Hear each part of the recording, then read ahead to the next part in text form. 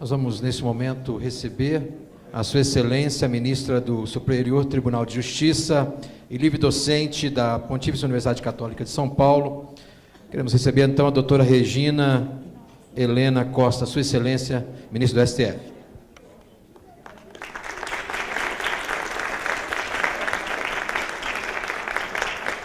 Queremos convidar para compor o dispositivo a doutora Rita Dias Nolasco, procuradora da Fazenda Nacional e diretora do SEAI, da Procuradoria da Fazenda Nacional.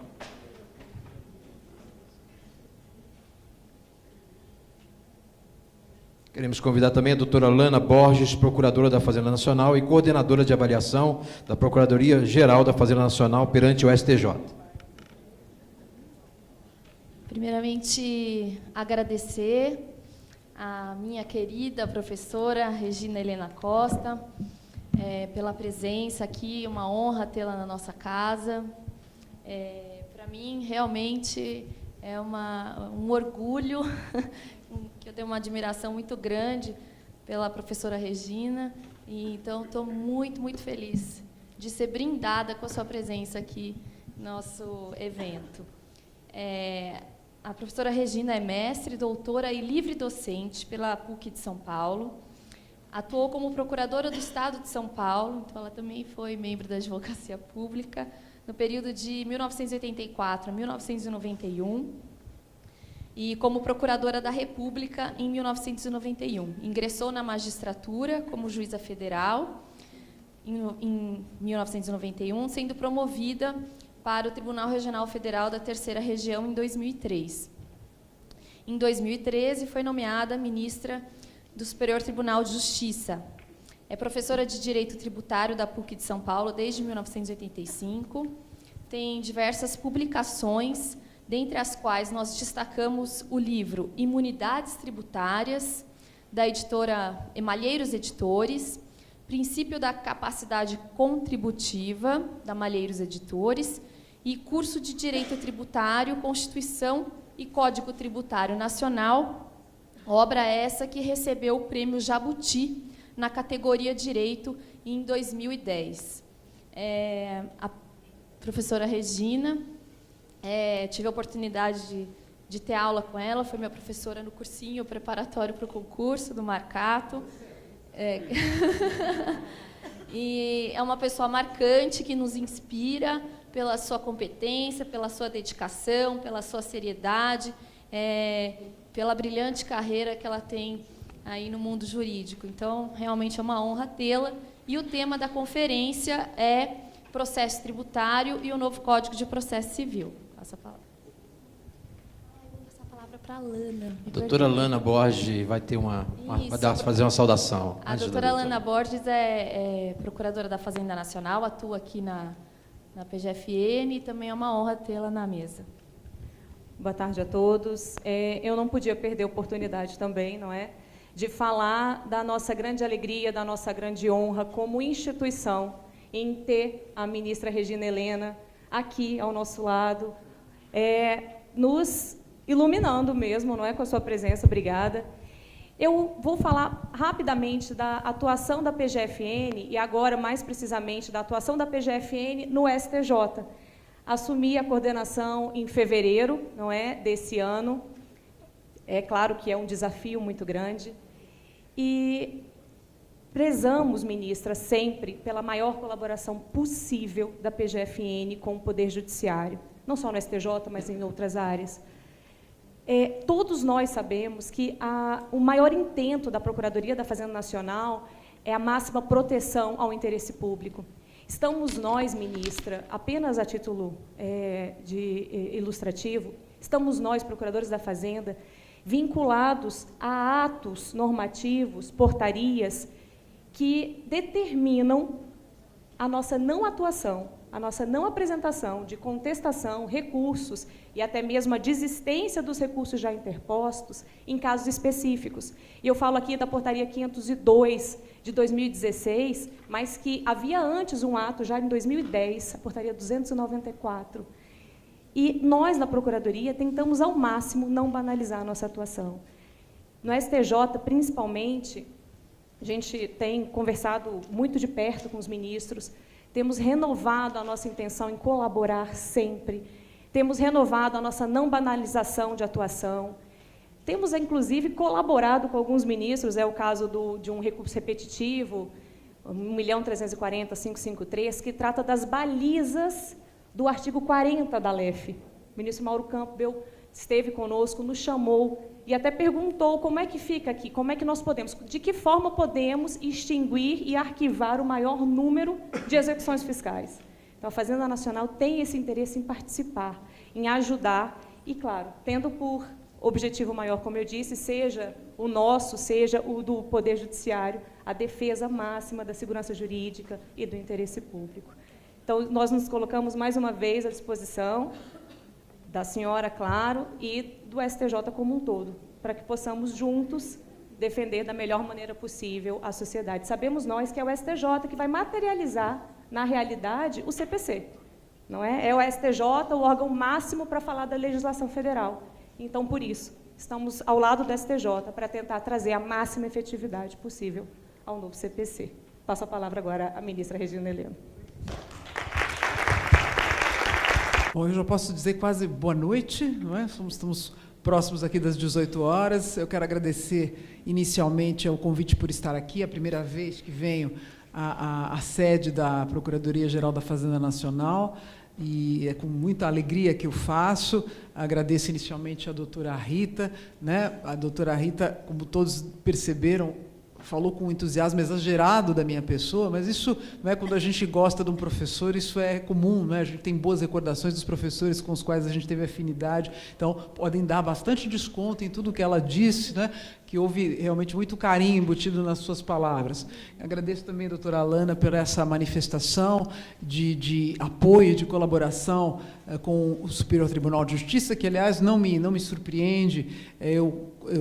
Como foi mencionado, fui advogada pública, embora em nível estadual, em São Paulo, e conheço, desde que dos meus 25 anos de magistratura já completados, sempre tive excelente relacionamento com os procuradores da Fazenda Nacional, sempre muito cordatos, sempre muito prestativos, sempre muito colaboradores. Então, isso é apenas o corolário de um trabalho que a instituição desenvolve, e eu posso dizê-lo como testemunha de mais de 2 décadas, vendo isto acontecer, se desenvolver e se aperfeiçoar. Então, parabéns a todos.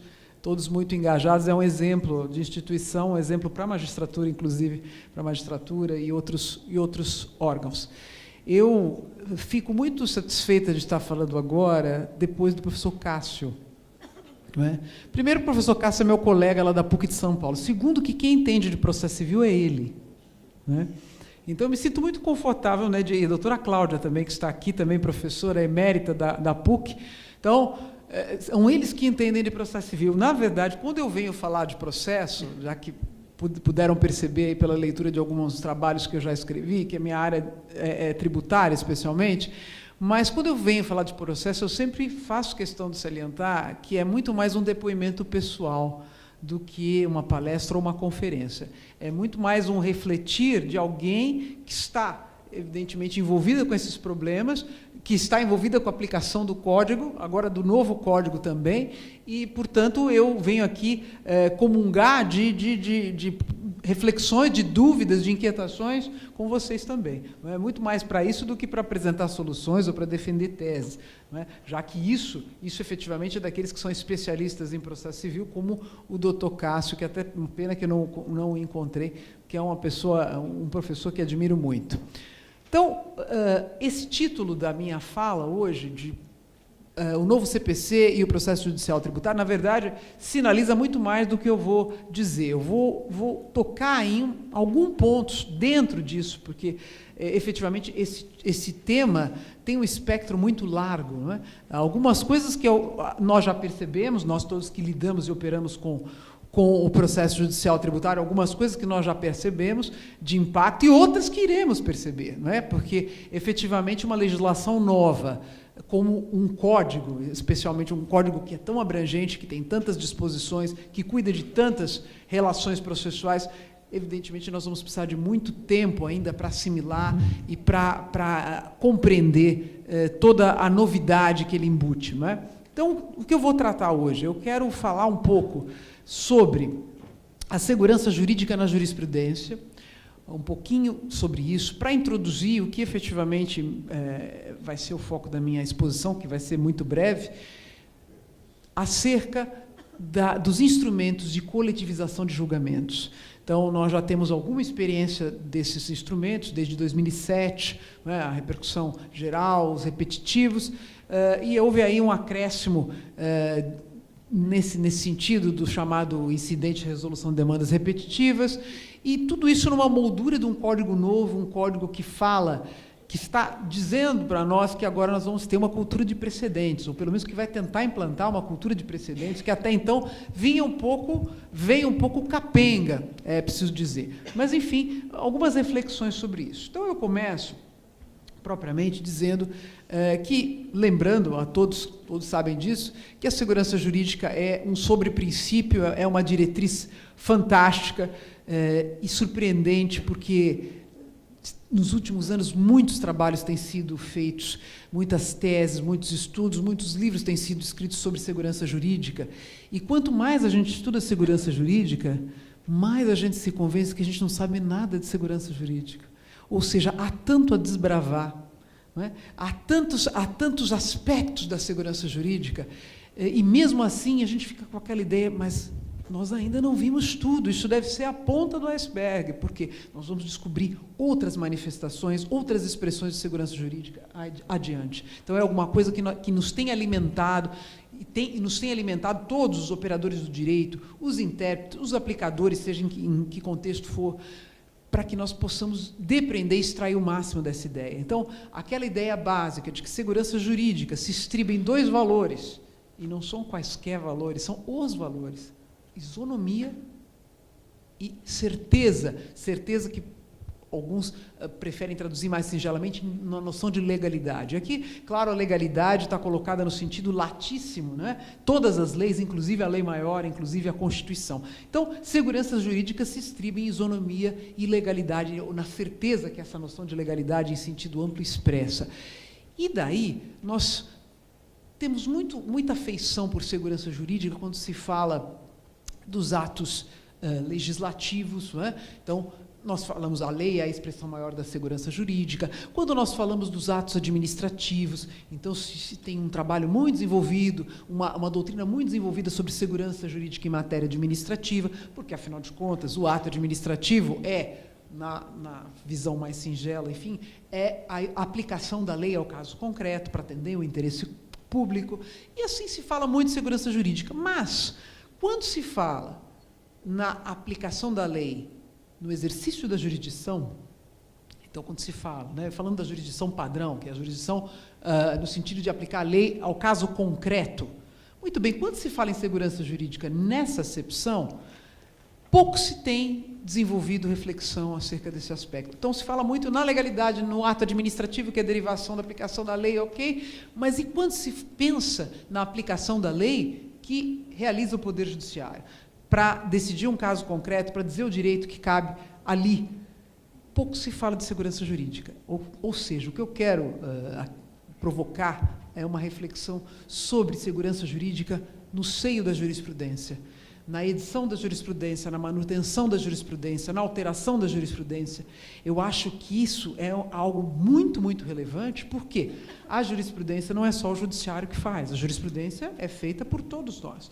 Todos nós que atuamos na atividade contenciosa, vamos dizer assim, na atividade jurisdicional, todos os operadores da atividade jurisdicional é que fazem a jurisprudência, né? Porque o juiz ele vai decidir diante daquilo que é levado ao seu conhecimento, dos argumentos, das ponderações, das teses, que levam os advogados públicos, os advogados privados, o Ministério Público, enfim, os magistrados das instâncias ordinárias, claro. Então, essa questão da segurança jurídica na jurisprudência é muito importante. E como é que ela se expressa? Como se expressa a segurança jurídica no seio da jurisprudência? Parece que em três faces, em 3 aspectos. Nós podemos falar de uniformidade da jurisprudência, nós podemos falar de estabilidade da jurisprudência e podemos falar em irretroatividade. Então, são 3 facetas de segurança jurídica quando eu penso na jurisprudência. Então, eu vou deixar a uniformidade ao final, Porque, ao final, logo daqui a pouco mesmo, porque é com essa que eu vou caminhar, é com essa faceta da segurança jurídica na jurisprudência que eu vou caminhar até o final. Então, pensemos em estabilidade, né? É difícil pensar em estabilidade num país que não é estável, em quase nada, né? Quer dizer, nós temos instabilidade econômica, nós temos instabilidade política, nós temos instabilidade jurídica. Isso é um fato. Né? Então, penso que seja difícil mesmo, para a maioria, não digo nem do povo, eu digo dos especialistas, dos operadores de direito, pensar em estabilidade jurídica no Brasil. Estabilidade da jurisprudência, com tantos órgãos produzindo julgados, com tantos casos, com milhares de casos sendo julgados todos os dias, e a gente tem que pensar em estabilidade. O que é essa estabilidade? Estabilidade significa que quando se produz uma orientação, que essa orientação, né, que se sinalize que essa orientação vai vigorar sem prazo determinado, que essa orientação ela vai ser aplicada a todas as situações que se apresentarem adequadas a essa orientação. Então, ela vai ser aplicada como diretriz a todas as situações que a ela se amoldem. Então, vejam, a estabilidade é a primeira ideia de segurança jurídica, já que segurança jurídica, todos sabem, fala em previsibilidade de comportamentos, fala em proteção da confiança dos atos do poder público. Então, uma jurisprudência estável é aquela que, puxa, agora que o Supremo Tribunal Federal decide isso, agora eu sei quais são as consequências deste ou daquele comportamento. Se eu fizer tal coisa, eu sei que a consequência é aquela que o Supremo Tribunal Federal decidiu. Ou, se eu deixar de agir assim, eu sei, porque o STJ já decidiu em recurso repetitivo, por exemplo, que essa é a consequência. Então, vejam, a previsibilidade é fundamental para quem quer viver numa sociedade segura do ponto de vista jurídico. Então, eu tenho que ter uma jurisprudência estável. Então, ela é tranquila, ela vai permanecer, tá certo? Então, isso é muito importante para a previsibilidade dos comportamentos, que é uma decorrência natural da ideia de segurança jurídica. Então, isso eu penso que seja muito, muito, muito, muito importante pontuar. E é claro que quando a gente fala em segurança jurídica, em previsibilidade dos comportamentos, eu estou falando dos jurisdicionados em geral e estou falando já dos contribuintes em especial. Porque nós que trabalhamos com processo judicial tributário, sabemos que nós estamos trabalhando com uma relação que já no direito material, e a priori, é uma relação tensa. Não é mesmo? Nós não estamos trabalhando com qualquer direito material, nós estamos trabalhando com direito material tenso. Porque nós sabemos que as relações de direito público, dentre as quais se inclui a relação de direito tributário, as relações de direito público são relações tensas por natureza. Por quê? Porque eu tenho aquela bipolaridade inerente a esse tipo de relação jurídica que não se vê nas relações de direito privado, que não se encontra nas relações de direito privado, mas nas relações de direito público ela é íncita. Qual bipolaridade? De um lado eu tenho a autoridade do Estado, que faz questão de impô-la e tem o dever de fazê-lo, e de outro lado eu tenho o quê? A liberdade individual. Então, toda a relação de direito público tem essa bipolaridade. O Estado impondo a sua vontade em nome do interesse público e o particular aceitando até certo ponto, mas tentando ali, não é? Quer dizer, então a gente tem aquele jogo de forças. Mas é claro que já se supõe que a força do Estado é muito maior. Então, é uma relação tensa por natureza. No âmbito tributário, isso se vê também. A autoridade do Estado que produz a lei, que institui os tributos, que tem o dever de cobrança, que tem o dever de fiscalização, e, de outro lado, o contribuinte, não é, que, muitas vezes, resiste ao pagamento dos tributos, outras vezes resiste mal, resiste indevidamente, outras vezes resiste justamente porque a exigência é descabida, mas, enfim, então vejam que é uma relação tensa por si só. Daí porque segurança jurídica, nesse contexto, e estabilidade da jurisprudência no âmbito tributário é ainda mais importante, no meu sentir, não é? Porque a gente já parte de uma relação que, no direito material, é tensa. Muito bem. A segunda face, o segundo aspecto da segurança jurídica vem a ser a irretroatividade. E com essa, essa é uma ideia que já é muito mais palatável, uma ideia muito mais fácil de entender, até porque a gente tem essa diretriz extraída da própria Constituição, lá no artigo 5º, inciso 35, não é? Então, se a lei não prejudicará o direito adquirido, o ato jurídico perfeito e a coisa julgada, né? Não quer dizer só a lei como ato normativo, né, continente de normas gerais abstratas, as suas aplicações também. Então, significa que o ato administrativo, por ser a aplicação da lei ao caso concreto, também não pode retroagir, claro. Então, é claro que a decisão judicial, da mesma maneira, ela não pode retroagir. Quer dizer, então, a lei projeta os seus efeitos para o futuro, esse é o padrão do sistema, o ato administrativo protege seus efeitos para o futuro, e assim também os atos jurisdicionais são assim, salvo as exceções que o próprio sistema prevê, mas a diretriz, o padrão é esse. Toda a eficácia de atos estatais, e não só porque está escrito lei literalmente na Constituição, mas as suas derivações, a sua aplicação aos casos concretos, todos os atos estatais projetam efeitos para o futuro. Então, isso é extremamente importante também para uma sociedade que valoriza, que homenageia a segurança jurídica. Porque, notem, o futuro sempre embute uma certa insegurança. Claro, né? Porque também, alguém poderia dizer, até seria chato se não embutisse, né? Porque se ele não tivesse, se fosse totalmente previsível o que vai acontecer na vida de todos, tá, seria chato, pode ser. Mas, então, o futuro sempre tem maior ou menor insegurança. Agora, o passado não pode ter. Por que o passado não pode embutir insegurança? Porque ele já passou. O passado é a única certeza que se tem no avanço do tempo. Quer dizer, o que passou está protegido. Não se pode mudar mais. Salvo nas exceções benéficas, retroatividade benéfica, uma e outra hipótese, mas não se pode atingir. E eu me lembro, sempre quando falo dessa questão da irretroatividade, me lembro da lição de um jurista, que é pouco lembrado atualmente, porque é um jurista muito clássico, muita gente não lembra. Em São Paulo, alguns lembram que ele é nome de avenida, né? Que é Vicente Hall. Vicente Hall, que tem uma obra fantástica, em tomos, O Direito e a Vida dos Direitos. Né? Então, os jovens não conhecem Vicente Hall, a senhora está vendo que está acenando. Não quer dizer que nós somos antigas, mas nós lemos. Né? Bom, nós tivemos a felicidade de falar de conhecer Vicente Hall pelos seus livros. E Vicente Hall diz exatamente isso. O homem seria o mais infeliz dos seres se não pudesse ter certeza, pelo menos, quanto ao seu passado. Quer dizer, a gente, em relação ao passado, não é possível mexer. Essa é a ideia. Essa é a ideia, porque isso seria uma insegurança total. Então, já basta a insegurança do futuro, que sempre é embute, alguma insegurança no presente. Agora, no passado, nós não podemos ter insegurança, nós não podemos compactuar com a insegurança no passado. Então, por isso que a irretroatividade é uma diretriz tão fundamental, por isso que a irretroatividade é um dos pilares do Estado de Direito. Né? E isso também há que se aplicar na jurisprudência. E aí, a gente vem para a terceira faceta, que é a uniformidade. A uniformidade, ou como tem se usado mais o termo uniformização. Então, me parece que uniformização é a busca da uniformidade.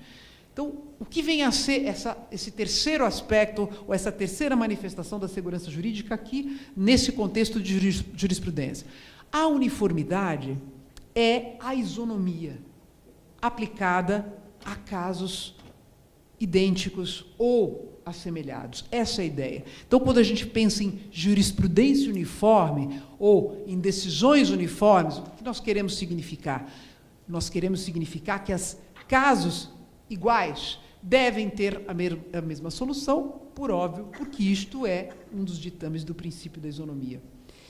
E notem que essa é uma das grandes diretrizes do novo Código de Processo Civil. Então, por isso que eu quis deixei a uniformidade para o terceiro lugar, não porque ela é menos importante, na verdade, aqui a ordem com a qual eu mencionei não é uma questão de hierarquia, ou de maior ou menor importância, mas deixei a uniformidade porque é nesta que eu vou me concentrar.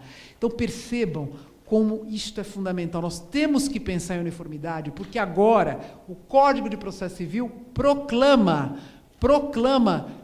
em voz alta que a jurisprudência tem que ser uniforme. Quem vivenciou a magistratura, a jurisdição como eu, há mais de 25 anos exercendo essa atividade, sabe como isto era uma ideia completamente inocorrente lá nos anos 90. Inocorrente. Então, se sabia lá, eu exercia minhas funções lá na Justiça Federal em São Paulo, tinha lá quantas varas? Originalmente, 7, 8, 16, isso, mais ou menos. se entrasse com uma ação, o mesmo advogado chegasse lá, com ações idênticas, fosse matéria previdenciária, tributária, etc., ele jogava a distribuição do sistema jogava uma ação para cada vara, ele podia ter 3, 4 resultados diferentes.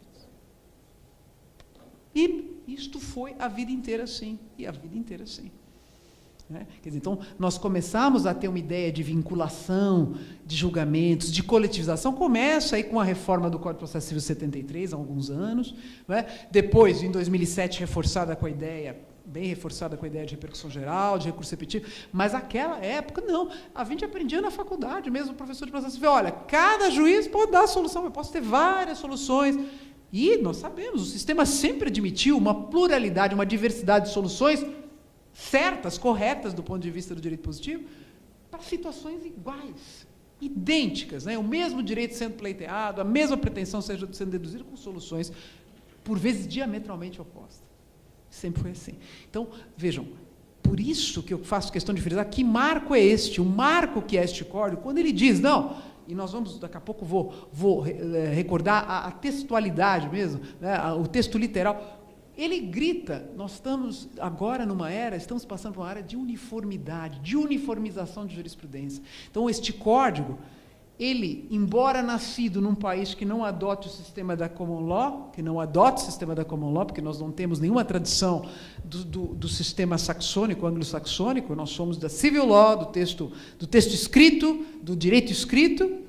Embora seja assim, este código vem e diz, olha, mas menos. Nós estamos migrando para um sistema diferente. Nós estamos, e o Código quer isso, o legislador quer isso, nós vamos criar uma cultura de precedentes. Nós vamos valorizar os precedentes em busca da uniformidade, em busca de se dar àqueles que estão numa situação idêntica a mesma solução por um imperativo de igualdade e, por que não dizer, de justiça.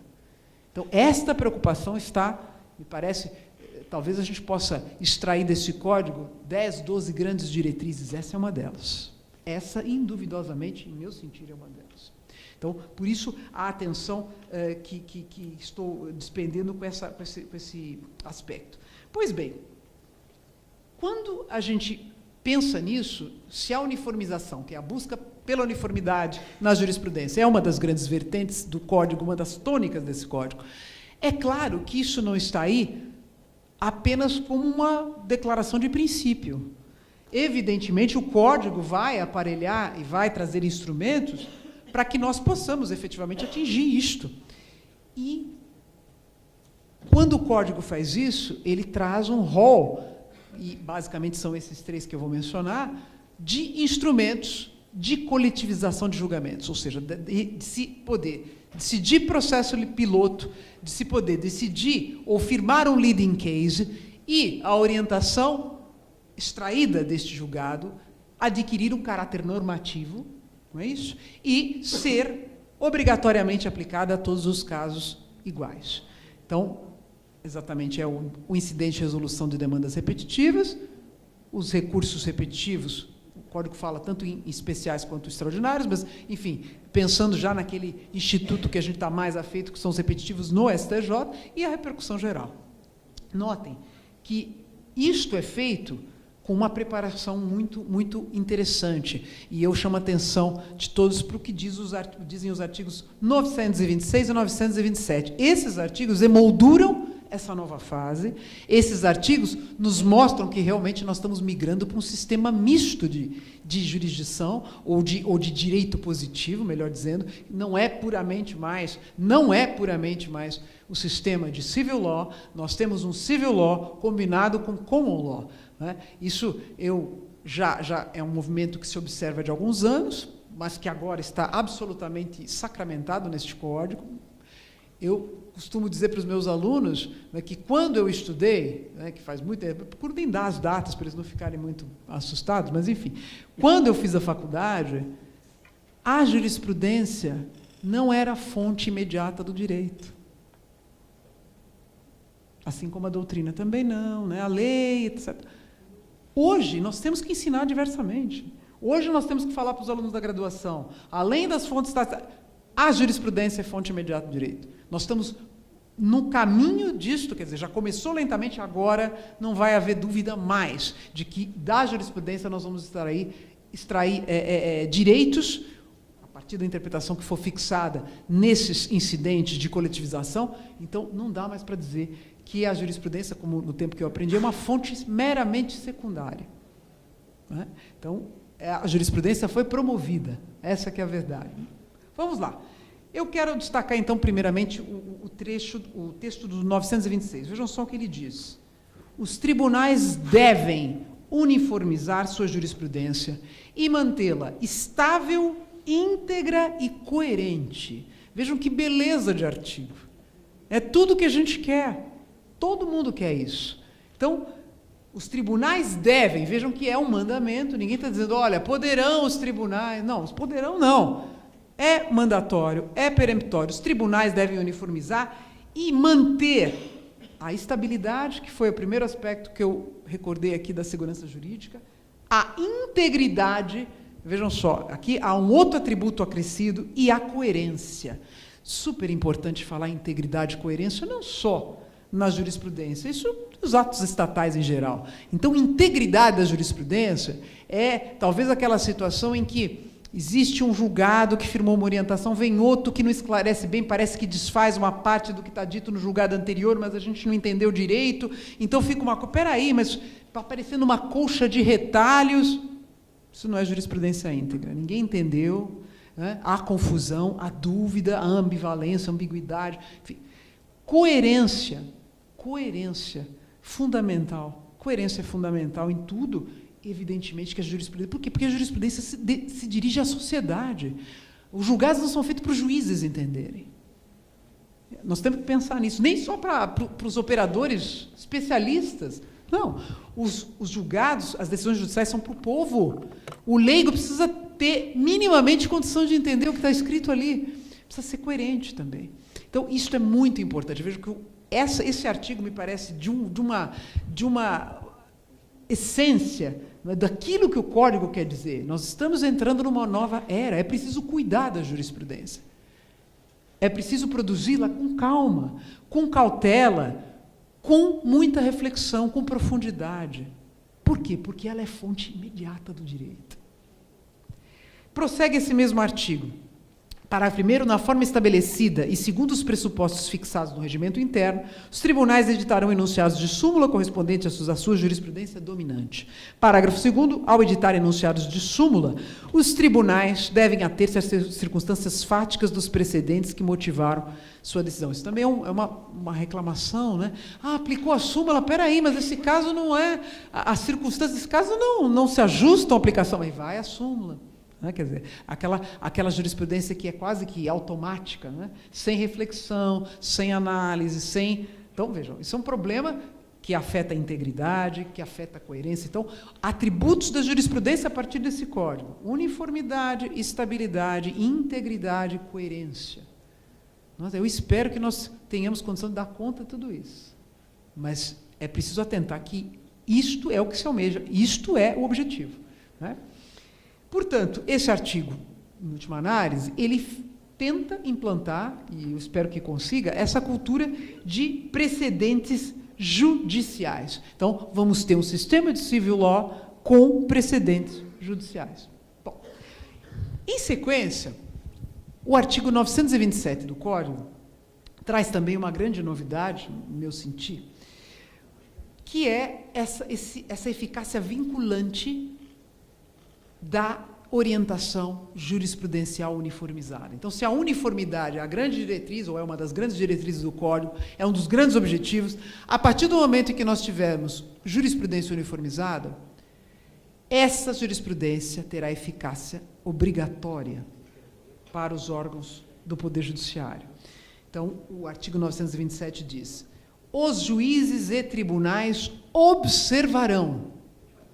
Eu já tive a oportunidade de estudar um pouco os comentaristas do novo Código, né, como estudante que sou de processo civil, e já tive a ocasião de ler alguma coisa assim: isso não é obrigatório. Não é? Não, isso observarão, é uma sugestão, é uma recomendação. Eu falei, poxa, como? Não é? Há quem esteja interpretando assim. eu devo dizer que não me parece que observarão, né, o termo observarão imbuta algum tipo de escolha, ou algum tipo de faculdade meramente. Não. Aqui o que está acontecendo é um mandamento também. Então, os juízes e os tribunais observarão, as decisões do Supremo Tribunal Federal em controle concentrado de constitucionalidade. 2, os enunciados de súmula vinculante. 3, os acórdãos em incidente de assunção de competência ou de resolução de demandas repetitivas e em julgamento de recursos extraordinário e especial repetitivos. 4, os enunciados das súmulas do Supremo Tribunal Federal em matéria constitucional, do Superior Tribunal de Justiça em matéria infraconstitucional. E, finalmente, a orientação do plenário ou do órgão especial aos quais estiverem vinculados. Isso também nem precisava dizer, embora na prática, né, a gente tenha, no meu tribunal mesmo, né, mas espera aí, mas nós temos que votar como a Corte Especial não resolveu. Não é mesmo? Olha, eu posso não concordar, mas afinal a Corte já definiu. Então, percebam que isso aqui, no meu sentir, isso é obrigatório. Então, isso também é uma mudança total. Tudo pela uniformidade. Este código fala tudo pela uniformidade. Vamos vincular a orientação jurisprudencial uniformizada, vamos vincular todos os órgãos do judiciário à sua obediência, vamos estabelecer que a jurisprudência tem que ser estável também, íntegra e coerente, tudo pela uniformidade. É esse sentir que eu extraio dessas novas disposições que estou mencionando. Já também a doutrina que fala em um direito jurisprudencial. Então, que sente, né, a professora Teresa Arruda Alvim Vambier, que é uma grande expoente do direito processual civil, que compôs a comissão, né, que elaborou o anteprojeto do Código.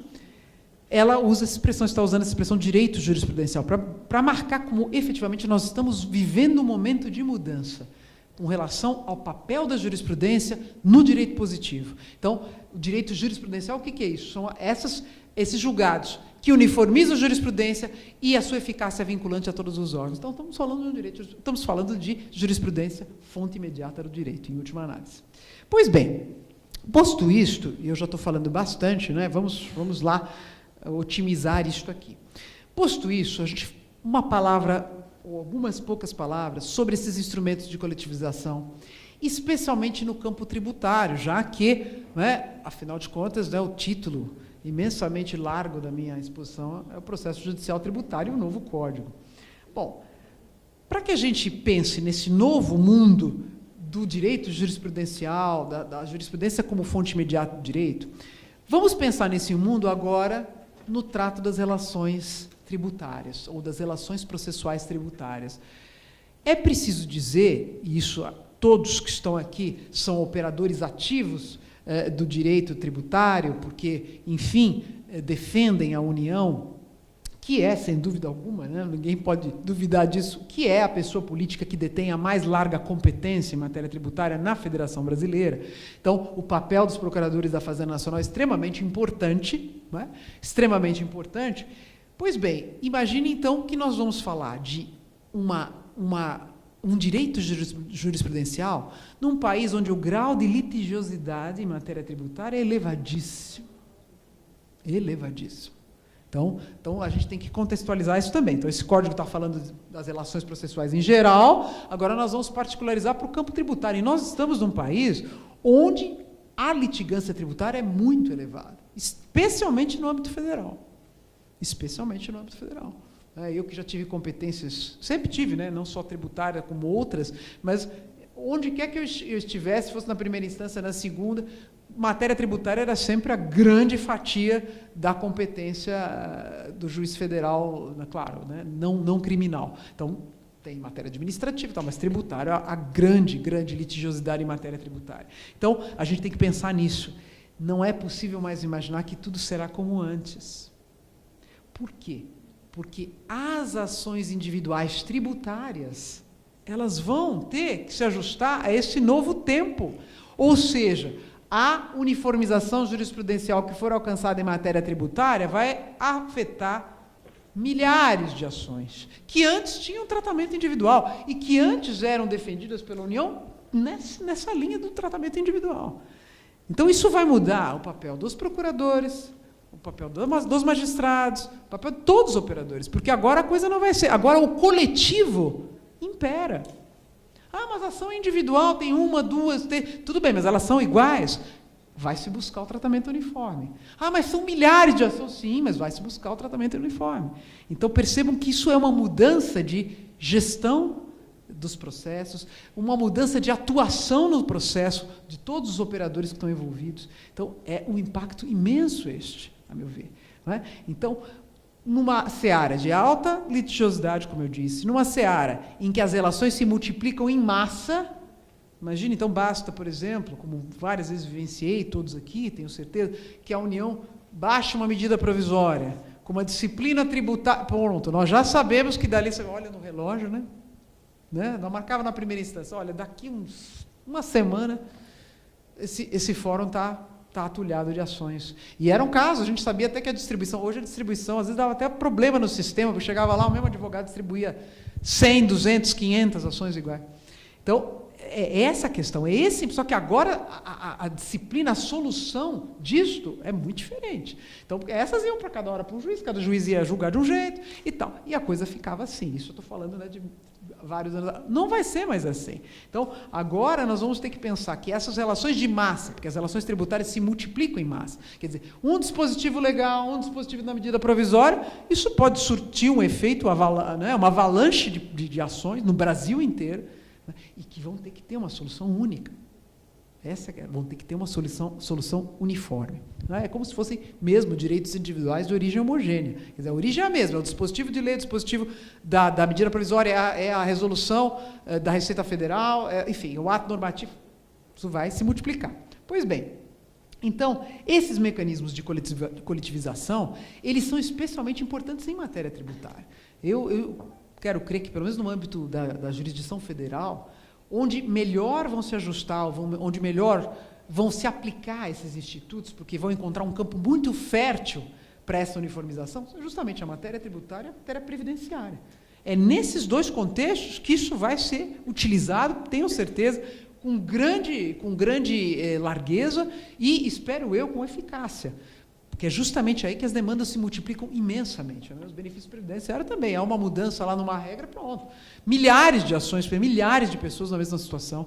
Então, também relações de massa, também direitos individuais de origem homogênea. Pois bem, então, uma palavra sobre cada um desses instrumentos de coletivização. Vamos começar com esse que é novíssimo. Mais uma novidade, esse código é cheio das novidades.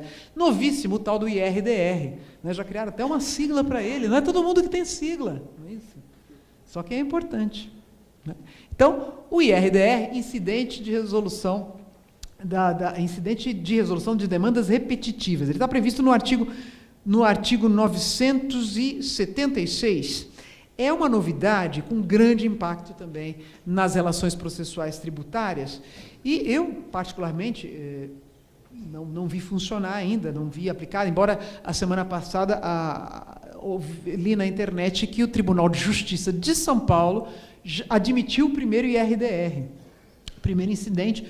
Não sei se algum outro tribunal já o tinha feito antes, mas o TJ já utilizou isso. E por que parece interessante? Né? Quer dizer, por que eu digo que parece? Uma coisa é a gente ler o Instituto, né, ler a lei, outra coisa é ver como funciona. Né? Já tivemos, em reformas do Código de 73, muitas vezes alegrias, puxa, mas isso aqui, depois na prática, acabou não se mostrando tão bom. Né?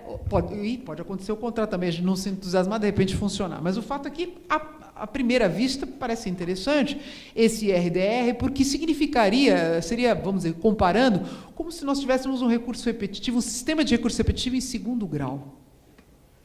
Então, por quê? Porque o IRDR é um incidente suscitável em cortes de apelação. Então, nós estamos falando de tribunais de justiça ou tribunais regionais federais. Então, para que isso aconteça, né? Então, imaginem uma uniformização já em segundo grau. Vejam como nós temos que nos preparar. Né? E os advogados públicos, especialmente. Porque antes a gente estava pensando até então em uniformidade em nível de tribunal superior. Agora ela pode acontecer em segundo grau, por meio desse instrumento. Então, isso é uma grande coisa e vai afetar exatamente as relações de massa, as relações previdenciárias, tributárias. Esse instrumento é muito interessante. Quais são os requisitos que se extrai aqui do artigo 976? cabível o IRDR quando, simultaneamente, efetiva repetição de processos que contenham controvérsia sobre a mesma questão unicamente de direito. Então, matéria tributária, previdenciária está em primeiro lugar aí, não é? Presente. E 2, risco de ofensa à isonomia e à segurança jurídica. Pronto. Então, isto vai acontecer, acredito eu, com muita frequência. Há também um prazo, né, o prazo de 1 ano para que esse incidente seja julgado. Então, esse código estabeleceu uma porção de prazo. Eu confesso que tenho alguma preocupação se o judiciário vai cumprir. Digo isso com muito pesar, né? Mas gostaria mesmo e farei o possível no que tange o que é a minha pequena parte, cumprir prazos como esse. É preciso cumprir. O código está estabelecendo, aliás, para todos esses incidentes de coletivização, todos sabem, o prazo foi assinalado de 1 ano. Aqui no IRDR também, o prazo de 1 ano, e com precedência sobre os demais feitos. Quer dizer, então o código quer que julgue isso, claro, porque a uniformidade é a grande diretriz desse código. Então, sai da frente, só não tira habeas corpus. Tirando o habeas corpus, que tem precedência total, depois dos habeas corpus, tem que julgar o IRDR. É o que diz esse artigo, diz o artigo 980 do Código. O efeito é de que, admitido o incidente, o relator suspenderá os processos pendentes, individuais ou coletivos, que tramitem no Estado ou na região. Então, na jurisdição desse tribunal, uma vez admitido o incidente, o relator vai suspender os demais processos. Há um dispositivo mais adiante do Código que diz que o presidente do Supremo Tribunal Federal ou o presidente do STJ podem receber um requerimento de suspensão dos processos quando já tenha um IRDR admitido em alguma região ou algum estado, significará dar efeito nacional para o IRDR. Vejam como são coisas muito interessantes e muito inovadoras. E, repito, tudo pela uniformidade. É como se tivesse uma faixa, né? Tudo pela uniformidade. Quer dizer, mecanismos novos, coisas até ousadas, eu diria, que vão exigir do judiciário uma gestão e uma organização. Nós vamos ter que correr atrás para conseguir fazer essas coisas, para fazer isso de uma maneira organizada, harmônica, né? Não atabalhoada, não atropelada. Isso tudo vai exigir um aparelhamento administrativo, inclusive, porque não é uma questão apenas da função, da atividade fim. A atividade meio vai ter que se adaptar para conseguir dar resposta a todos esses comandos e todas essas novas exigências. Pois bem, aí nós temos ainda outro ponto importante, que é aquele a que se referem 2 dispositivos, os artigos 1032 e 1033 do novo Código, que é aquela fungibilidade, vamos chamar de fungibilidade recursal, entre o recurso extraordinário e o recurso especial. Isto é uma coisa importantíssima, importantíssima. Nós temos 2 artigos dedicados a isto, o 1032, que fala, se no STJ se observar que a discussão é totalmente constitucional, unicamente constitucional, pode abrir prazo para o recorrente, então, para a questão, deverá conceder prazo para que o recorrente demonstre a existência de repercussão geral, e aí envia para o Supremo, né, é enviado para o Supremo por essa razão. E o contrário, se o Supremo perceber que o recurso só versa sobre matéria infraconstitucional, devolve. Por quê? Porque isso é um problema muito sério, todos sabem disso, especialmente em matéria tributária. Por que isso veio para a matéria tributária? Está quase com o nome aqui. Eu estou enxergando até. Por quê? Porque nós estamos num campo, muito mais que previdenciário ou qualquer outra matéria. Previdenciário tem muita repetição, mas não tem esse problema de ser um ramo do direito extremamente constitucionalizado. Como nós temos uma disciplina tributária extremamente constitucionalizada, o que acontece? Nós temos por vezes, esse embate. Espera aí, até hoje tem matéria infraconstitucional? Não tem. Não, tem matéria infraconstitucional? Tem. Mas tem viés constitucional? Tem também. Então, como é que nós vamos fazer? Isso é um problema muito sério e corre-se o risco, claro, de se ter, se não fosse essa solução que veio há muito bom tempo, em uma ótima hora, de se ficar no limbo, não é? Quer dizer, o STJ diz, é matéria constitucional, remeta-se, ou então não conheço, ou enfim, não conheço. E o Supremo vai lá, o extraordinário, olha, é ofensa reflexa, não é aqui também. Não é aqui, não é no STJ e não é no Supremo, então... Aí, evidentemente, que numa situação dessa a quem caberia fazer o último controle? A segunda instância, a Corte de Apelação, inclusive de constitucionalidade. Porque se os tribunais superiores dizem, olha, questão infraconstitucional não tem aqui, é só constitucional. O Supremo diz, aqui não tem constitucional, é só ofensa reflexa. Mas o outro já disse que não é também. Então, percebam que esse diálogo, que o Código inaugura com esses 2 artigos é fantasticamente importante. E digo, quase que foi feito para a matéria tributária, porque esse é um aspecto só do direito tributário. Nenhuma matéria é tão constitucionalizada como o direito tributário. Mas se há alguma coisa que a Constituição de 88 é adepta, é de falar de tributação. Ela fala de tributação, eu sempre digo isso para os meus alunos, ela fala tanto de tributação que ela nem se limita a falar disso só no capítulo dedicado ao sistema tributário. Ela fala de tributação o tempo todo. Ela fala lá nos direitos individuais e coletivos, fala de imunidade à taxa, ela fala lá no título da ordem econômica, ela transita falando de tributação, ela nem se limita, ela está à vontade para falar de tributação.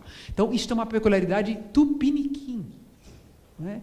É uma peculiaridade brasileira e, portanto, isso impacta extremamente essa divisão, esse recorte de competências entre os tribunais superiores. Então, vamos ver se com esse diálogo, ora autorizado pelo novo Código, se a gente consegue fazer, porque já tivemos, inclusive, discussões no STJ, e, inclusive, situações que a mim causaram surpresa, do STJ ter julgado a matéria há um tempão, ter sumulado, e agora, não, acho que isso não tem matéria, é só constitucional. Como? O tribunal já julgou, editou 2 súmulas. Ah, não, mas não mudou, é a mesma Constituição. Percebem? Então, essas dificuldades, vejam como fica a incoerência, a instabilidade, a insegurança. Então, isso aqui também vem para reforçar todos esses atributos que se pretende ver na jurisprudência. Finalmente, temos aqui bom, dos recursos repetitivos, a grande novidade, já que era um instituto já conhecido, especiais repetitivos, é também o estabelecimento de um prazo, o mesmo prazo de 1 ano que o IRDR tem, os especiais repetitivos também, e assim também a repercussão geral. Vejam que essa história do prazo, e por isso que eu digo que espero ver um esforço de todos para que consigamos cumprir este prazo, é muito importante num país cujo código proclama estabilidade e segurança jurídica em todos os aspectos para a jurisprudência, que nós observemos esse prazo. É muito importante que isso seja feito. Basta saber, e isso veio, evidentemente, especialmente lá no Supremo, há casos de repercussão geral reconhecida há 7 anos. Tem mais de um. Enfim, é um problema sério, quer dizer, então fica todo mundo naquela expectativa, não, é repercussão geral, mas quando vai julgar? Quer dizer, então não é mais possível afetar e não julgar. Quer dizer, então isso, acredito eu, esses prazos, se pelo menos não forem peremptórios, que pelo menos eles causem um constrangimento a quem não conseguir cumprir, que fica aquela situação, olha, não, né? Tem que efetivamente obedecer. Eu já estou quase concluindo, eu quero dizer, por fim, dessas singelíssimas reflexões que eu compartilhei com todos, perceberam quão singelas são, de quem realmente está sempre estudando, de quem é estudante, confessa, de direito processual civil, que não é a minha especialidade, mas pensando na aplicação dessas disposições no contexto tributário, que é uma área a que eu dedico principalmente os meus estudos, que essas questões tributárias pedem mais do que nunca uniformidade. Seja a favor da Fazenda Nacional, seja a favor do Estado-membro, do município, seja a favor do contribuinte, mas é importante que nós tenhamos uniformidade, que nós tenhamos a mesma solução para todos os casos iguais, né? As questões tributárias, como eu disse, elas advêm de relações jurídicas tensas, por definição, né? E elas precisam ter uma solução num tempo razoável, né? Não é admissível que questões tributárias fiquem aí, como acontece, todos nós somos testemunhas de décadas discutindo isso, até chegar, desde a primeira instância, até chegar no Supremo, no STJ, 20 e tantos anos. Né? Tem questões tributárias que eu já decidi na primeira instância, vejam só. Eu não posso pensar muito, que dá uma certa angústia. Eu falei, mas eu decidi isso em primeiro grau, eu estou no Superior Tribunal, faz 25 anos que eu estou na magistratura, eu peguei essas decisões. Quer dizer, é uma coisa, não é possível isto continuar. Então, o Código tenta ser esse choque, não é? Esse choque, essa ruptura para a gente mudar. E nós precisamos aproveitar esse movimento, precisamos aproveitar esse ensejo. Esse é um ponto. E a segunda coisa que eu quero dizer é que essa mudança, que vai ser uma mudança grande, ela envolve a responsabilidade de todos nós, né, da magistratura, talvez mais ainda, mas também dos advogados públicos, dos advogados privados, do Ministério Público, eventualmente. E é preciso também pensar, que vejam, tanto falei de uniformidade, mas A uniformidade e a coletivização de julgamentos, ela embute um risco. Eu só estou falando estou enaltecendo aqui, aplaudindo, mas nós não podemos também ignorar que existe um grande risco nisso. Qual é o grande risco? Toda padronização, toda simplificação, que é justamente efetuada para buscar maior segurança jurídica, que foi o ponto de onde eu parti hoje, ela embute o risco de sacrifício à justiça individual. Então, nós poderemos ter casos que serão sacrificados porque vão acabar tendo uma solução igual, mas não eram exatamente iguais. Esse é o problema. Então, esse risco é um risco que tem que estar presente, que nós temos que ter atenção para evitar. Mas é sabido que esse é um risco deste modelo que foi, ora, adotado pelo novo Código. Eu agradeço a atenção de todos. Obrigado.